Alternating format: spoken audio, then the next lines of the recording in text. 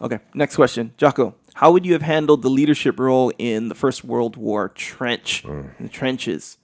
In other words, seemingly helpless situation. This is a question that I didn't even want to answer because it's just such a brutal question. And that's why I did answer it.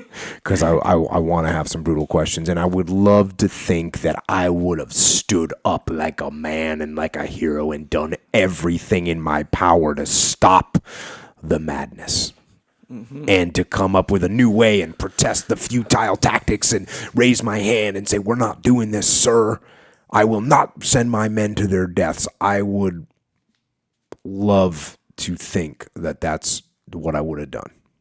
And I can tell you when I was told to do things in Iraq that I thought we shouldn't be doing, I said, hey, you know what? That's not a good idea. Let's find another way. Let's do something different. So I know I've done that before. We had operations that we looked at and said, you know what? This is not a smart operation. There's a really high risk and there's very low reward. Let's not do that one. Let's find another way to do it. So I know I've done that. But you take me and you put me in a World War I trench. Now we have a different mind. I have a different brain. And the thing that I'm scared of, the thing that haunts me is, what if my mind was trapped? What if I couldn't see the futility of the situation? Because everyone's saying, no, you know what? When we do this attack, we've done these things and we've prepared for it and we've got more bombs we're going to drop. We've got more artillery. This is going to be the one. You just need to go over the top one more time. Well, what if I believed that?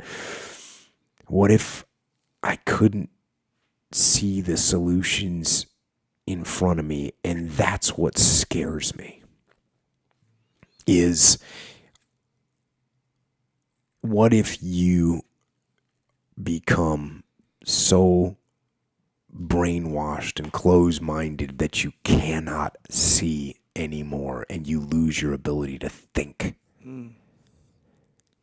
And that's why all the time you're going to hear me say, free your mind. That's what I'm talking about. Free your mind. That is the situation that I am talking about. Question what is around you. Question the status quo and question the authority and the leadership and your subordinates. Question everything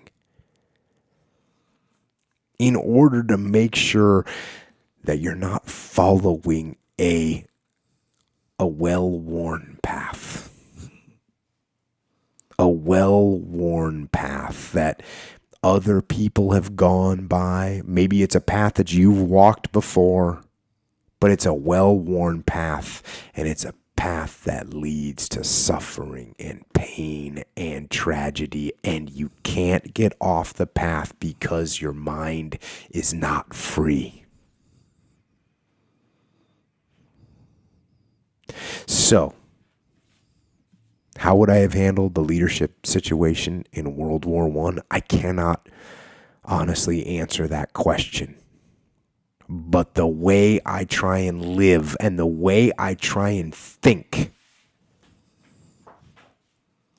is one with an open mind, a free mind that can see different perspectives, that can detach from what's being told to me, and I can question it and I can come up with a different solution.